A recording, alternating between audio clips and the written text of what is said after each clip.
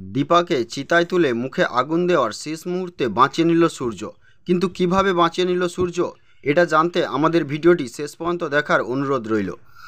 হ্যাঁ বন্ধুরা, অনুরাগের ছোঁয়ার আজকের পর্বে আমরা এরকমটাই দেখতে পাবো।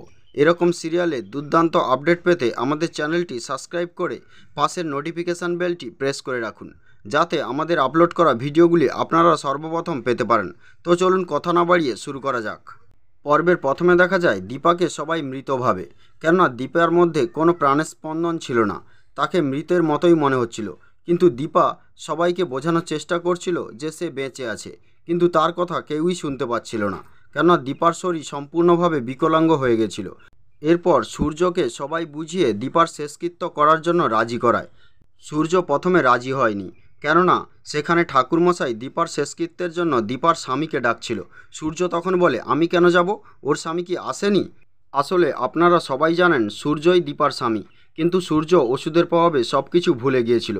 তো শেষমেশ সূর্যকে নানাভাবে বুঝিয়ে তারা রাজি করায়, যাতে দীপার শেষকৃত্যে সূর্য সাহায্য করে। সূর্য রাজিও হয়ে যায়। এমন সময় অবিনাশ শর্মার কাছে একটা ফোন আসে। অবিনাশ শর্মা ফোনটা রিসিভ করে একটু সাইটের দিকে চলে যায়। তারপর অবিনাশ শর্মা জানতে পারে ওই যে সিরিঞ্জটা ছিল সেটা একটা বিকলাঙ্গ করার ওষুধ ছিল, যেটা দিলে মানুষের মধ্যে কোনো প্রাণের স্পন্দন পাওয়া যায় না, এমনভাবেই পুরোটাই প্যারালাইসিস হয়ে যায়। কিন্তু তখনও মানুষটি বেঁচে থাকে। তাকে যদি কোনোভাবে আবার ওই ওষুধের অ্যান্টিডোট দেওয়া যায়, তাহলে মানুষটি সম্পূর্ণভাবে স্বাভাবিক এবং সুস্থ হয়ে উঠতে পারে। এটা জানার পর অবিনাশ শর্মা দৌড়ে গিয়ে দীপাকে চিতা থেকে নামিয়ে নেয় এবং সূর্যকে আগুন দেওয়া থেকে বিরত করে। সূর্য তখন বলে, এরকম কেন করছেন? সবাই এই প্রশ্নটা করে। তখন অবিনাশ শর্মা তাদের সবাইকে বুঝিয়ে বলে, দীপা আসলে বেঁচে আছে।